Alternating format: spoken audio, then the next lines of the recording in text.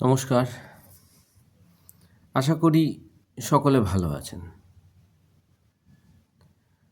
আপনারা অনেকে আমায় প্রশ্ন করছেন বা করেছেন যে আমাদের রাজ্যে ৭ম বেতন কমিশন গঠন হয়েছে কি না?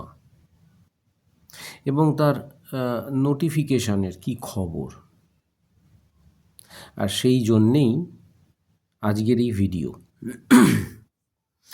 এখন যদি ভিডিওটা স্কিপ করে যান তাহলে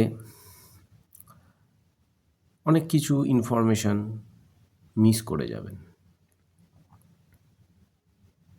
যাই হোক, এবার বিষয়ে আসি। যদি বলা হয় রাজ্য সরকার পে কমিশন গঠন না করে কেন্দ্র সরকারের যে পে কমিশন সেটিকে সম্পূর্ণভাবে কি ফলো করতে পারে, অথবা একটা সাধারণভাবে যেটা হয় যে পে কমিশনকে গঠন করা হলো, কিন্তু সেই পে কমিশনের কোনো পে কমিটি তৈরি করা হলো না, তো কেন্দ্রীয় সরকার যে পে কমিশন গঠন করেছে সেই পে কমিশনকেই কি রাজ্য সরকার সেই অনুযায়ী ফলো করতে পারে? যদি বলা হয়, এর উত্তর হবে হ্যাঁ। কিন্তু কিভাবে? তাহলে জেনে রাখুন যে সংবিধানের ৩০৯ নম্বর অনুচ্ছেদ অনুযায়ী রাজ্য সরকার তার ক্যাবিনেট মিটিংয়ে যদি সিদ্ধান্ত নেয় যে আলাদা করে সময় বা অর্থ নষ্ট না করে তারা কেন্দ্রীয় সরকারের যে পে কমিশন সেটা সম্পূর্ণভাবে মেনে নেবেন, তাদের সিস্টেমটাকে মেনে নেবেন, তাহলে সেটা অনায়াসেই করতে পারেন। অথবা পে কমিটিও আমি কিছু গঠন করলাম না, পে কমিশন একটা গঠন করে রাখলাম, কিন্তু সেই পে কমিশনের সমস্ত কিছুই ফলো আপ করবে কোনটাকে? কেন্দ্রীয় সরকারের পে কমিশনকে। এটা সম্পূর্ণভাবে ওই ধারাতে বা ওই অনুচ্ছেদেতে বলা আছে। এর অন্যতম নিদর্শনও আছে কিছু রাজ্য, যেমন 2018 সালে আমরা সকলেই হয়তো জানি যে ত্রিপুরা গভর্নমেন্ট সেটা মেনে নিয়েছিল। পরবর্তীকালের আগে পরে যতদূর খেয়াল পড়ছে অরুণাচল প্রদেশ, মেঘালয় এবং মিজোরামের ক্ষেত্রেও সেই সিস্টেমটাই ফলো হয়। যাক, সে কথা যাক। এর পরের যেটা প্রশ্ন, যে পে কমিশন গঠনের পর ধরে নেওয়া যাক একটা রাজ্য পে কমিশন গঠন করলো, তাহলে কি তার পে কমিটি গঠন করতেই হবে? এখানে উত্তর হলো না। কিন্তু কেন? কারণটা হচ্ছে যে পে কমিশন নিজেই একটি কমিটি, এবং এর ভেতরে রাজ্য সরকার একটা ফিটমেন্ট কমিটি গড়ে দিতে পারে, বা ফিটমেন্ট কমিটিকে স্ক্রিনিং কমিটিও বলা হয়ে থাকে। টোটাল সিস্টেমটাকে দেখবে, করবে, ইত্যাদি ইত্যাদি। এরপর মজার বিষয় হচ্ছে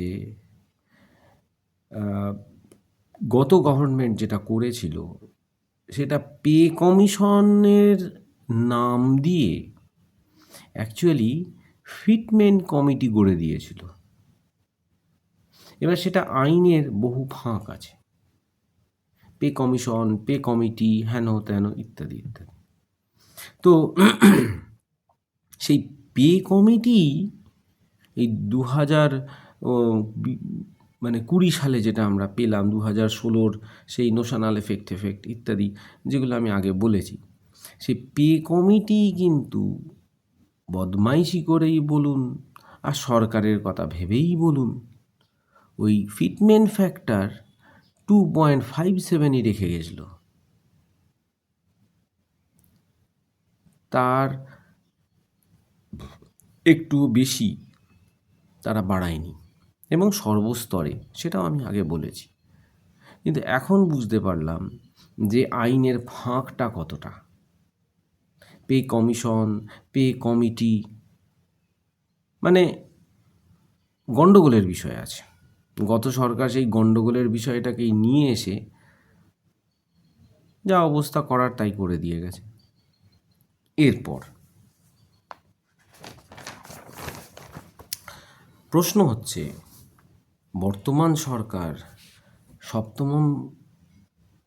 সপ্তম পে কমিশন গঠন করেছেন? এটা তো অনেকেই প্রশ্ন, এবং সে নিয়ে কোনো নোটিশ জারি করেছেন? এর প্রথম যে প্রশ্ন, যে হ্যাঁ, গঠন হয়েছে। মাননীয় মুখ্যমন্ত্রী শ্রী শুভেন্দু অধিকারী গত 2026 সালের মে মাসে প্রথম সারির যে রাজ্য ক্যাবিনেটের মিটিং হয়েছিল, সেইখানেই কিন্তু সপ্তম বেতন কমিশনের যে বিষয়টি, সেটা পাশ করিয়ে নিয়েছিলেন, বা ক্যাবিনেট কমিটি সেটা অনুমোদন দিয়েছিল, যাই বলুন না কেন। এরপর জুন মাসের বাজেট পেশের পর যৌথ সাংবাদিক বৈঠকে মুখ্যমন্ত্রী তার একটা নির্দিষ্ট সময়সীমাও ঘোষণা করে দিয়েছেন, এবং তিনি কেন্দ্রের পে কমিশনকেই যে তিনি মেনে নেবেন সেটাও কিন্তু বলেছেন, এই সাংবাদিক বৈঠকেই বলেছেন। তাই 2026 ডিসেম্বর পর্যন্ত আমাদেরকে অপেক্ষা করতেই হবে ওই নোটিশের জন্য, পে কমিশনের ওই নোটিশের জন্য। তো এটুকুই আজকের মতো ছিল। ভালো থাকবেন সবাই। নমস্কার।